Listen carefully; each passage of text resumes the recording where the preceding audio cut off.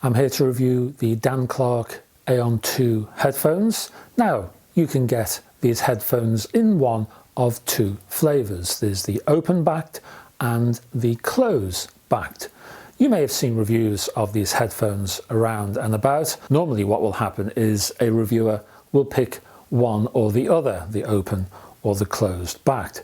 Me, I've decided to grab both of them just to see what the differences are. So I've taken both the open and the closed back designs and I've done a bit of a head-to-head. These are priced at £900 each, and as I say, they're from Dan Clark Audio. Now, some of you may say, Dan Clark who? Well, if you are, you may be more familiar with the company's earlier name, Mr. Speakers. Now, I hated the name Mr. Speakers basically because the company did not produce, sell or have anything to do with speakers. Even their headphones are not, or were not, ear speakers. That's more to do with people like Stax and people like that. So you couldn't even really call them ear speakers. Well, I wouldn't, at any rate. So to call the company Mr. Speakers was just plain daft. Now they've changed to Dan Clark Audio. Logicality has arrived. For both Aeon 2 designs, the ear cups hang off a bendy headband made out of something called nitinol, which is basically a nickel titanium alloy. The ear cups themselves have a distinct sort of teardrop kind of shape, slightly sort of Art Deco, almost something like a concept model, one of those concept models you see and admire but never actually get to use. Well, here you get to use them. It's a distinct design. The ear cups are connected to the headband with an articulated skeletal frame. This can be collapsed into a very small portable size, and the entire chassis can then be fitted within a zippered case. This is a truly portable design. The movement of the ear cups takes a moment or two to get used to. You begin by pushing instead of pulling, and vice versa, and you wonder if you're going to break something, but you quickly get used to the folding motion. Fit, when you first apply the headphones to your head, is a little odd. The shape of the ear cups being rather elongated takes a moment to get used to, but I found the Aeon 2 headphones on my whopping great head ultimately a comfortable experience. The motor system has been taken from the higher end Ether 2s, while the enhanced damping is joined by magnets that have been positioned further away from the ear this time than the original model, actually towards the carbon fibre baffle. These headphones are based on a planar magnetic design. Now, if you want to know more about planar magnetic technology, I'll put a link below for you to check out. The headphones themselves, well, they arrive without the attendant cables connected. So your first job when you take the headphones out of their case is to grab that cable and connect left and right. The so-called dumber cable is 2 meters long and ends with a 3.5mm termination. You do get a 6.35mm converter that's actually screwed onto the end of the 3.5mm plug. There's an option for a 4-pin XLR as well. The bit you connect to the ear cups is spring-loaded and arrives in the form of an aluminium barrel. The company also offers a premium Vivo cable, reportedly enhanced in audio terms, although I never saw it and was unable to test it. There's a choice of 2.5, 3.5 and 4.4mm tips, as well as 2 meter and 3 meter lengths. There are 6.35mm and 4-pin XLR terminations for the Vivo. There's a little bag of accessories in the box of the Aeon 2, and these are known as tuning pads by Dan Clark. I see them as sort of EQ pads because that's basically what they're doing. They're adding a sort of EQ effect to the sound. You may or may not like them. I'm going to test them and give you my report on them during the sound tests. Basically, these pads are pre-shaped, so you fit them inside the ear cup. Well, each ear cup, because they come in pairs. Basically, this is material which becomes progressively thicker.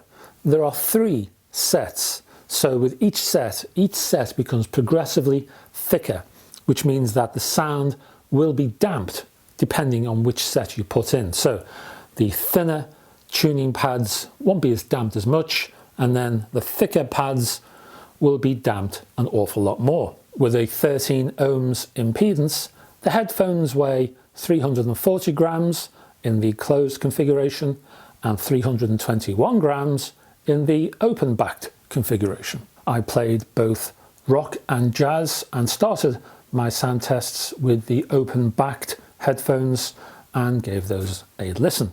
My first impression was of the rather compact soundstage, not as large or as airy as some headphone sound stages I've heard at this price point. The Aeon 2s offered a slight restriction in treble-based reverb tails.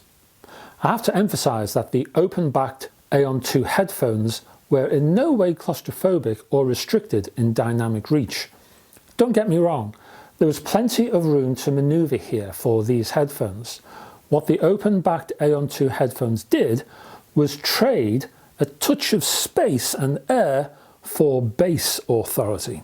For example, on one particular rock track which had a crunchy bass guitar sound, with the open-backed Aeon 2 phones, this instrument offered great solidity and confidence while retaining a focus that enabled it to stay mobile and sprightly. There was no blooming or smearing here. The bass guitar bounced all over the soundstage, sounding punchy and a little nasty, in a good way of course. So what I heard here was a sound that was in many respects architectural. Some headphones offer space, air, freedom to roam, reverb tails that travel for hours, and a fragility that makes rice paper sound like plate armour in comparison. Not here.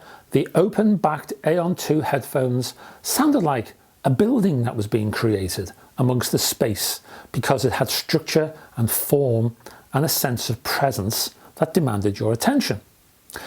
These headphones say, okay, this is a bass note, and watch this now, I'm going to put it here, right? You got that? A bit like standing watching a guy building a brick wall. The open-backed Aeon 2 headphones are methodical and firm in their progress through a song. Hence, percussion was compact, strong, but also substantial. There was nothing airy-fairy about the open-backed Aeon 2's performance. And there was lots of detail on offer as well. There was plenty of space between instruments, so there was a great sonic contrast between each instrument. Lots of tonal information as well. And with that, I turned to the closed back Aeon 2 headphones to see how they differed. And this was a bit weird, because when I put the closed back headphones on my head, I paused and I frowned a bit, and I listened to some more music, and I paused again, and I took them off, and I had a good look at them, because normally when I have closed back headphones on my head, they sort of lack a little bit of dynamic reach. They sound bass heavy, but not here. What the closed-backed Aeon 2 headphones did was sound, to me at any rate, more open-backed than the open-backed Aeon 2 headphones. Now, being as critical as I can be here, the open-backed Aeon 2 headphones do provide more air and fewer walls in and around the soundstage. But the closed-backed Aeon 2 headphones actually control that air more efficiently and with a greater degree of management. So what I mean is that the space is not wasted or dispersed. The air is, in a way, captured and used more productively. Again, there was that sense of structure, the sense that the Aeon 2 headphones were doing this or that on purpose. Everything that the closed-in Aeon 2s did was an intention. These headphones never had a suck it and see kind of approach. They constructed sound, they built it and formed a sonic structure. So in effect, the closed-backed Aeon 2s provided, if anything, a lowering of noise, a command, typical of closed backs, but also a precision, and an extra sense of order. The closed-backed Aeon 2s were nothing if not organised. Bass was tidy and strong, upper mids were detailed and focused, while treble had a forthright fragility. Nothing we hear, even treble, sounded meant. So then I reached for those tuning pads, or what I like to call EQ pads, and I put one pair at a time inside each of the headphones and I gave them a quick listen. They're not for me, none of them. I didn't really like the damping of sound. It reduced clarity, it reduced detail. It damped, and I'd prefer my sound to be rather more unadulterated, open and informative. So the tuning pads were not really for me. They might be for you though, and they're worth experimenting with. They might be what you need. They were not what I needed, unfortunately. I was very happy to hear and to use the Aeon 2s as is. So in conclusion, you really do need to spend a bit of time with both of these headphones to decide which one is best for you. Put it this way, I normally always go for open-backed headphones because I look for upper mid-range detail and insight first and foremost. Here though, I'd plump for the closed-back designs to give me more of that, which surprised me. The difference in sound was there, but it was more subtle than you might think. The Aeon 2 headphones were certainly cultured in their sonic approach, but they were carefully defined as well. Sound quality was balanced and poised to produce a bit of everything here. The Aeon 2s are pretty neutral and balanced designs. They don't really emphasize any one particular frequency, and that's a great thing. I love both of them. You really need to demo these designs yourself and see which one is good for you. But I think both headphone designs are excellent and certainly worth a long-term demo. And that's me done. Thank you very much for staying with me to the end of the video. Just to remind you, I also have a Facebook group which you're welcome to join. I'll put a link below. I also have a blog with over 5 years worth of content. It's crammed full of news, reviews, features, interviews, all kinds of stuff. I'll put a link below for that as well. I'm on all kinds of other social media platforms. I'll add those links.